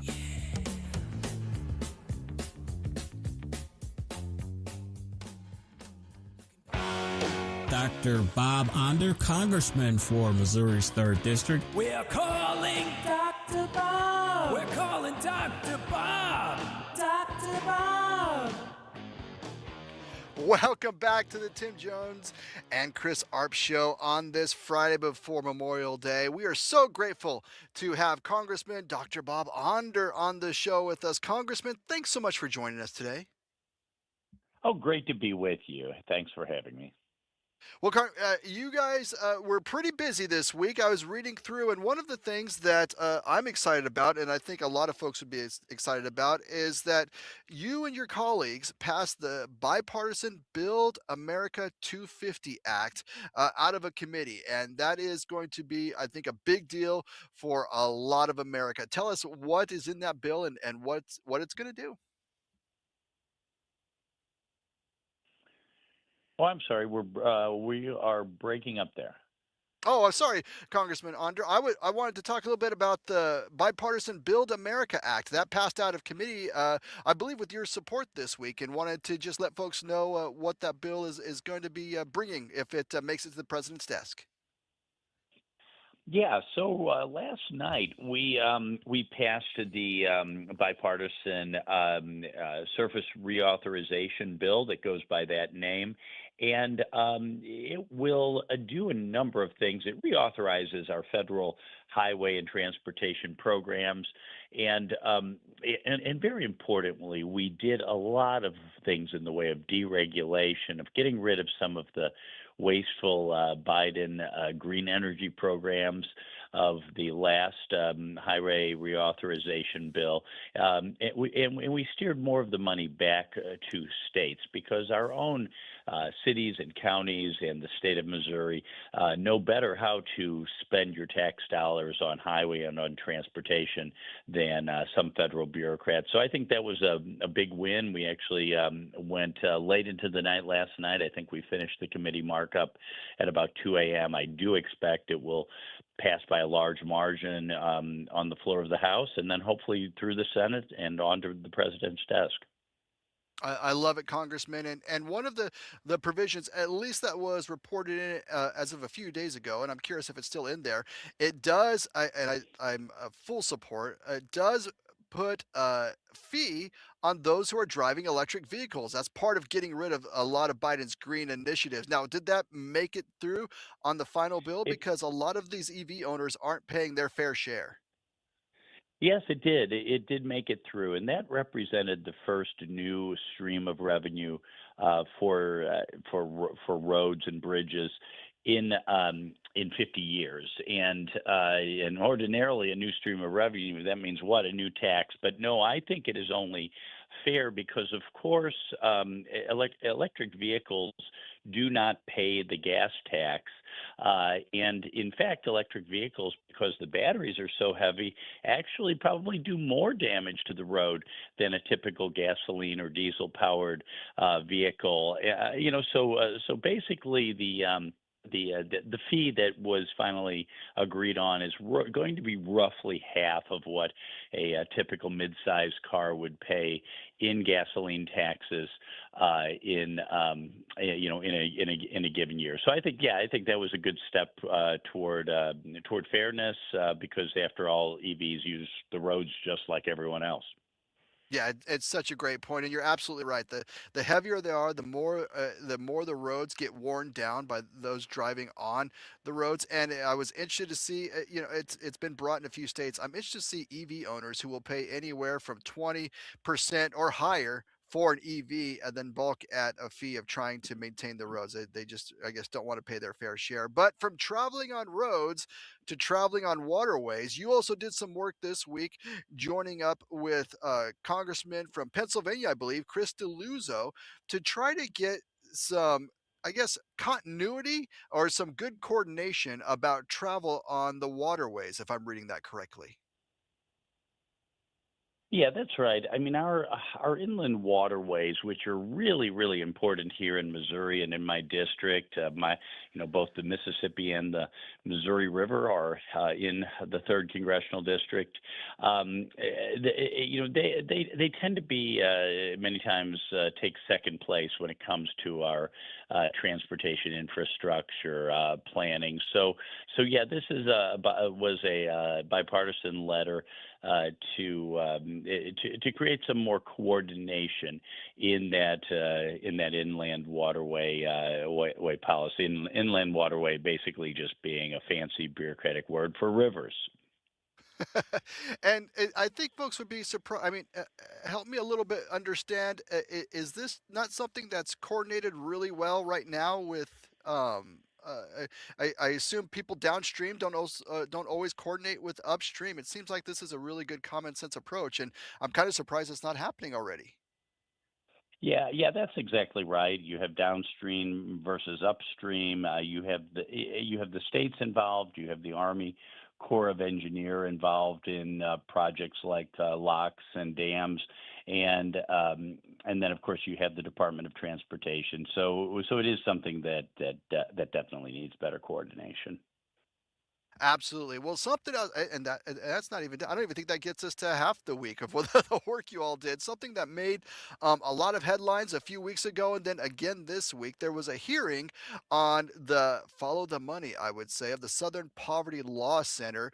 They grabbed a lot of headlines for what it turned out is they were paying a lot of nefarious folks. They were buying the hate that was taking place across the country, and you had the opportunity to ask some questions about that in the Judiciary Committee. Walk us through that a little bit.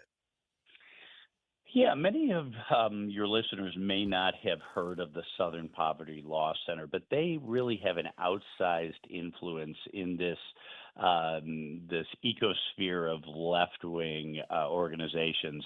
The Southern Poverty Law Center was founded decades ago to give legal assistance to poor people in the South, who were especially those who were victims of racial discrimination.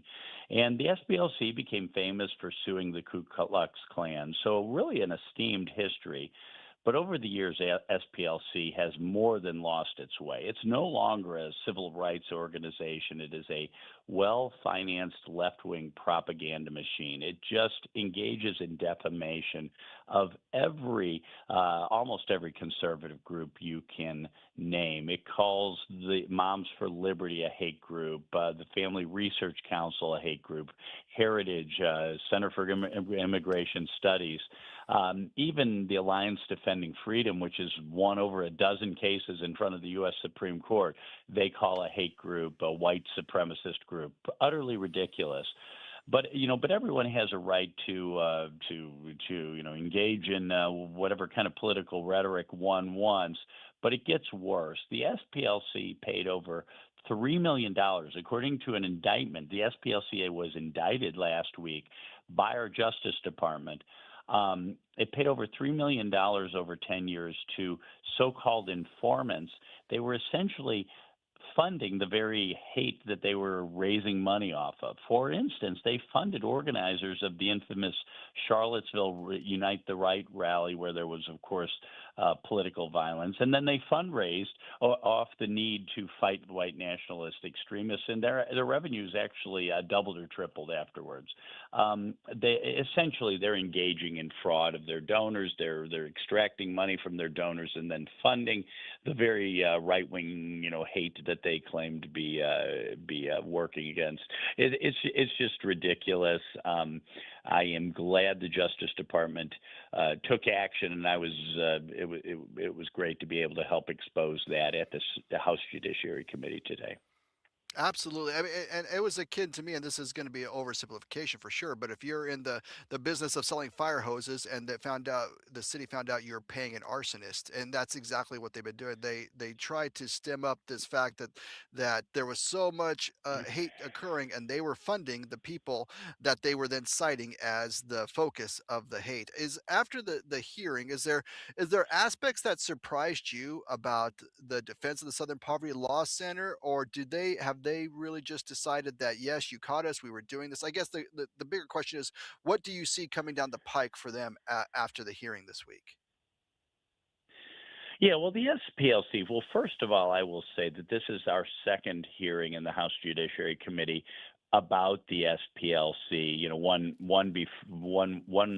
many weeks ago, and then this one after the indictment by the Justice Department. And both times, the Democrats refused to call anyone from the SPLC as their witness to defend SPLC. They just sent this time it was some lady from some liberal Baptist organization. And whenever you asked her anything, she said, well, I don't speak for the SPLC. The SPLC does not want Bob Onder and Jim Jordan and Andy Biggs questioning them. But but their response has been, "Oh no, we're just paying informants to let us know what's going on inside of these groups." But according to the indictment, and the indictment seems to be very well substantiated, they were actually funding the organizers of the Charlottesville rally, as well as other kind of hate group organizations. I mean, I don't know about you, but I've lived for a long time and worked in politics, in right of center politics, and I don't think I've ever met a white supremacist in all these years. But somehow the SPLC wants their donors to think there's a white supremacist under every bush, and they're and they're fundraising off of it. They're really defrauding their donors. Absolutely. Well, and so one last question. We're talking with Congressman Dr. Bob Onder, who serves Missouri's 3rd Congressional District. And I apologize. I don't think this is going to be too much of a curveball, but the president sent out a social media post, I believe, late last night about it. And he is championing the prospect of putting the kibosh on daylight savings time. And apparently there was a bill went out of 48-1 out of the Energy and Commerce Committee, including the Sunshine Protection Act. This was the president, which will be making daylight savings time permanent. And so I wanted to get your thoughts on that. This is something that rears its head amazingly in the spring and in the fall, more so in the spring, I think, when we lose that hour of sleep. Yes. But where does this Yes. where is this on your radar right now, Congressman? Well, yeah, no, of course, as you know, I am a medical doctor, and I've been reading the medical literature on this idea of daylight savings time, and not so much whether we go permanently with daylight or permanently with standard time, but the idea of switching back and forth by an hour every year, twice every year. And it turns out it is not good for us. It puts a stress on our bodies. Anyone, of course, who's ever traveled like overseas and experienced jet lag knows how much being off of your natural biorhythm can wear you down and can affect you, how much stress that puts on your body. But it turns out that doing it even by an hour every spring, every fall, results in more heart attacks and excess deaths. And of course, it's also confusing, and I think most people like it to be lighter later in the day, and even if that means the sun rising a little bit later. So yeah, permanent daylight savings time is something that I think is a really good idea. And I think it's time is definitely well here. All right. Well, the next time you talk with the president, tell him, let us fall back first, and then they can bring it in, because then we don't have to speak. There we go. There we go. Congressman, thank you so much for taking the time to join us today. I hope you have a wonderful Memorial Day weekend, and thank you for your serving in Congress and representing the good people of the 3rd Congressional District. Well, likewise, thank you. And yes, definitely let us remember and pray for those who gave the ultimate sacrifice. Have a great weekend. Thank you so much, Congressman. Hey, we're going to head into a break. The last break towards the end of the show. It goes by really quickly. Larry Barron's in for Tim Jones and Chris Arp on this Friday. Keep it tuned right here on News Talk STL.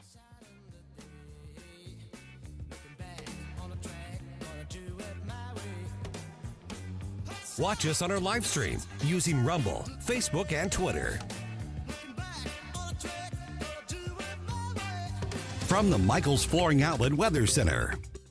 I'm First Alert 4 Chief Meteorologist Steve Templeton. As we head into the evening, a sprinkle or scattered shower is possible. Otherwise, you'll have cloudy skies and low down to 59 as it's dry overnight tonight. A high of 81 for a warmer Saturday and mainly dry. It's not until the nighttime that we see a chance for some isolated storms Saturday night into Sunday morning. Best chance of rain is Sunday in the morning to early afternoon. It's a 30% chance at that. So we'll have a lot of dry time Sunday and still on the warm side with a high of 80 degrees. Monday, partly to mostly cloudy for Memorial Day with a high of 84. That's the latest from the First Alert 4 Weather Center. I'm Chief Meteorologist Steve Templeton. We have had a ton of spring storms. Are you concerned about the condition of your roof? Do you know what to look for? Yeah, I don't necessarily do. I mean, if an entire section of shingles is blown off, okay, I'd get a clue. How about get the experts up on your roof? The experts at Correll Roofing Company. Correll, CorrellRoofingCo.com is where you find them online. CorrellRoofingCo.com is where you find them online. We just spoke with Senator Adam Schnelting, who works for Correll, earlier this week, and he told you about how busy they are, but they're happy to be busier with everyone in News Talk STL Nation. If you just want to give them a holler, go to CorrellRoofingCo.com. The number is up there, right there. They're a locally owned, independently owned, family-owned company, 20-plus years of experience. Curtis Correll is a great American, and he is doing great things all across the region, restoring all of our roofs. There have been major storms this year. Do you have any hail damage, wind damage, wear and tear damage?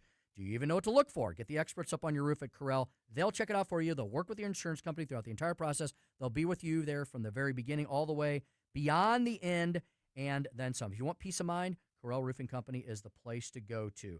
CorrellRoofingCo.com. That's CorrellRoofingCo.com, your one-stop roofing shop. Columbo here for my friends at Bluff City Outdoors in Alton. The knowledgeable staff at Bluff City has served the St. Louis outdoor community for decades, and they can take care of all your bow hunting needs, all your trapping needs, all your fishing needs, and more.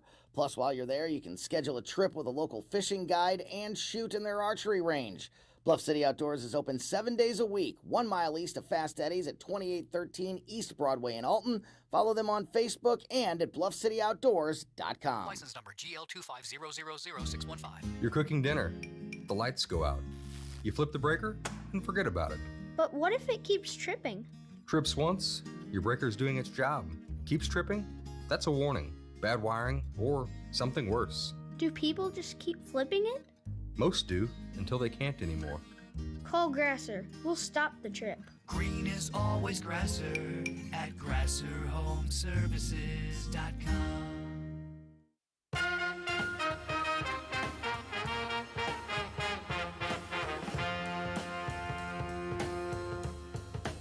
You're listening to Tim Jones and Chris Arps.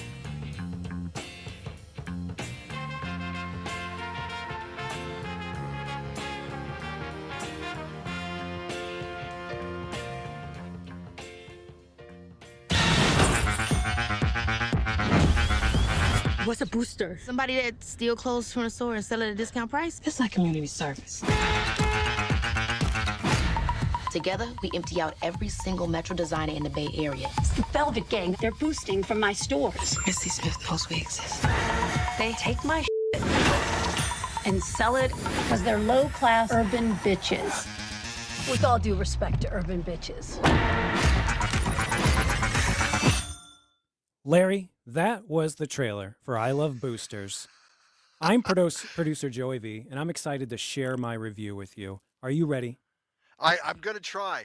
It already feels like a lot, but I'm strapped in and ready to go. All right.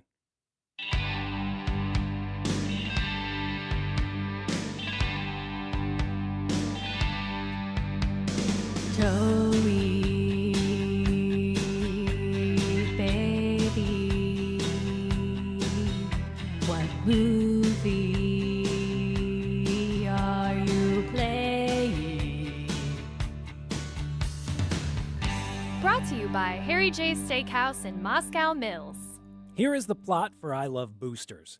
A fearless crew of inventive young women turns shoplifting into a radical act of defiance.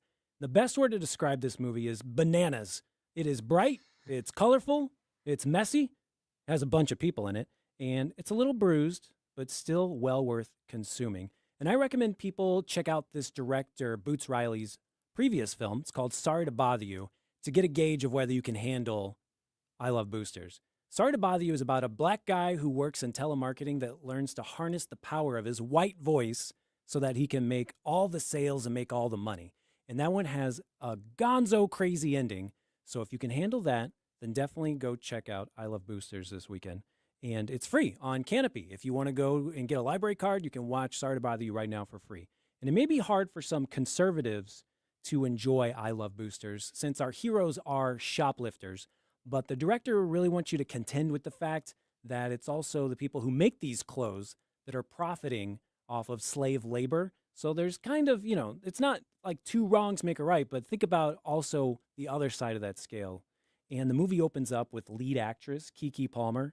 She's grinding so hard on this guy at a nightclub, leading him on. And she says, "What shoe size are you, baby?" And he says, "I'm a size 12. And she says, "Why don't you come back to my place?" And then when they get there, she shows off all the stolen goods that are inside of her house and lets him choose whatever he wants. He's so mad about not getting laid, but also he has to buy some shoes. They're at a pretty good discount. Then he has to come clean that he's a size 10 instead of a size 12. He lied to her just to get her in bed. And this movie, I Love Boosters, it has everything, including the chicken sink. That house, I messed up right there. Everything, including the kitchen sink. This movie has everything, including the kitchen sink, because she lives in a chicken restaurant. And she actually has to shower in the sink where they wash the dishes. So it's just, everything is a little off kilter with this movie. And you don't know what's going to happen next the entire time. You don't even know if scenes are making sense because there's famous actors that show up and you think, I know that person, and they're never spoken of again. There's plot points that seem like they're important, and then they're forgotten. Just hold on for the ride. And the fashion designer that makes these clothes with this slave labor, it's Demi Moore. So it's great to see her back. She's still beautiful as ever. And she's got this weird way of selling clothes where each store is its own monochromatic color. So if you want the green clothes, you got to go to the green store. If you want the yellow clothes, you got to go to the yellow store all across town. And she lives in a San Francisco apartment that is sinking into the ground, so it's at a 45-degree angle. So if you even have socks on in this building, she'll just slide right across the floor. So you can't make sense of this world. It's nuts to try and even tell you what it's about over the air.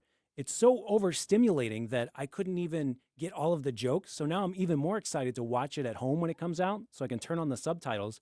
I know that there's a bunch of stuff that I missed. You know, there's kind of a time travel situation in this, and it reminded me of Everything, Everywhere, All at Once. Did you happen to see that one? I think it won Best Picture a couple years ago. I've seen snippets. I have not seen the whole one. That one, since it's about the multiverse, it seems like they were telling the same story over and over. But with this movie, I Love Boosters, I liked it a lot more because the time travel aspect it's a little twist on it that I had not really seen in a movie before. And it had a through line throughout the entire movie that I could ride with more. It's similar to something like Pee-wee's Playhouse, the way the colors are and the way the music is. And the action is like a live action R-rated Looney Tunes cartoon. The way everyone's fighting each other, and there's miniatures all over the place as well that they're using. So it's got that Pee Wee Herman aspect to it where, there's practical effects, which I really appreciate. In a lot of movies, when they go CGI, it looks bad when you catch up years later. But whenever you go practical, it usually stays, of the time, but still looks good. So I really appreciated that. This movie is so nuts. I can't believe that it's in 2,500 theaters this weekend. I did see some people walk out of my theater because they just couldn't handle it. It was too weird. And you'll know, like, when it takes it up a notch, you'll go, oh my goodness, I had no idea that this was coming. So I give it 4 out of 5 stars. Wait, no, what's my rating? I give it 4 out of 5 toasted raviolis.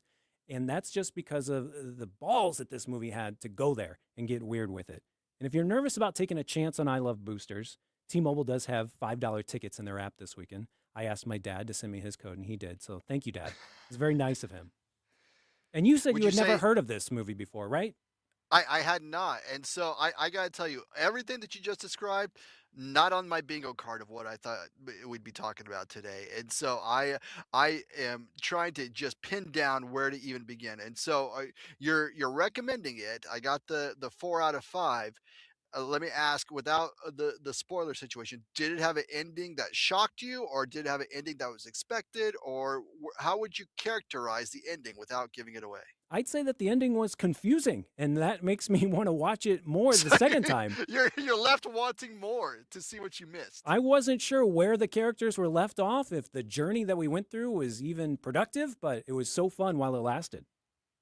Okay, and is Demi Moore probably the only person we'll recognize in this, or there's more? You said there's famous, but they just show up for a snippet and then they're gone. Yeah, there's a comedian, Adam Devine, who's in it, and then he's gone. And then there's Eric Andre, another comedian, and he has like a really fun bit, and then he's gone.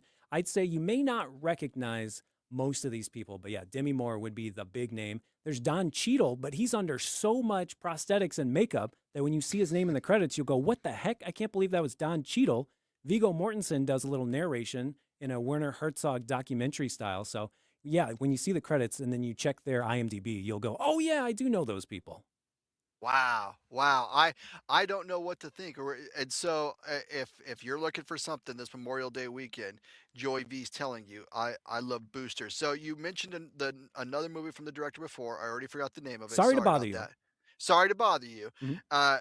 If you can only watch one this weekend, which would you watch? I would say since it's free and you probably need to get your mind ready for I Love Boosters, go watch Sorry to Bother You. I did it last night to get ready for the movie, and I had fun. That was my second time watching it. I'd seen it in theaters in 2018, and it was great to revisit it. So that one holds up as well. And what percentage of the theater do you think couldn't handle it, walked out? Is it just a few folks? I think Lots I of saw folks? two people walk out. When I walked in, it seemed like they were kind of sleepy. I don't know if they were stoned already, and then the drugs were hitting, and then this movie made it worse, and they just are having a bad trip.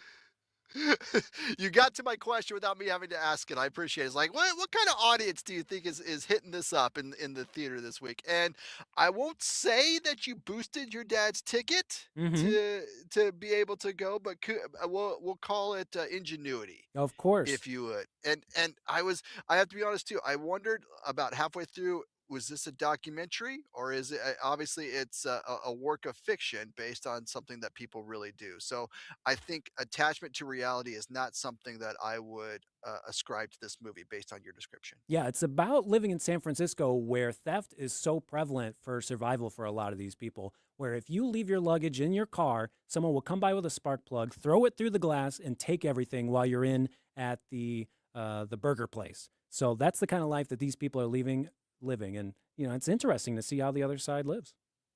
And no, maybe it's uncredited appearance of Gavin Newsom. I Maybe. mean, he should at least get a thanks for making this lifestyle possible. Yeah, it is Credit set in should California, so it makes sense.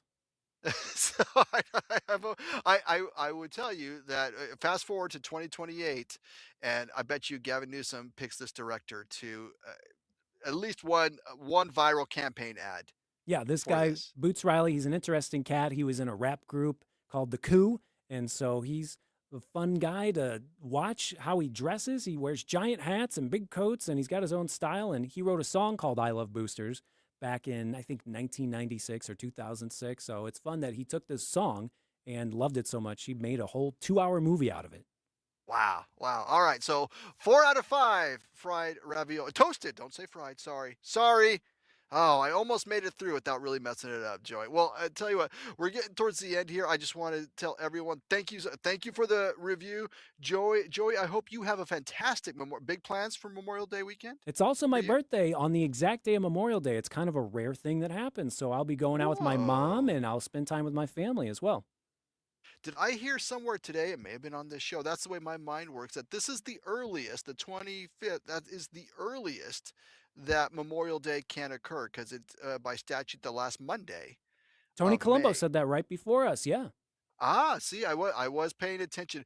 It all runs together after a while. When you'll see when you get a few more of these birthdays behind you, Joey, the facts all start to rub together, and you don't remember where you picked them up. But at least I still remember them. So thanks so much, Joey, for the review and for helping me keep it in the lane today, for putting those bumpers up. A big thank you to Mr. Speaker Tim Jones and Chris Arps for letting me take the wheel for one of their days today. Hope they have a fantastic Memorial Day.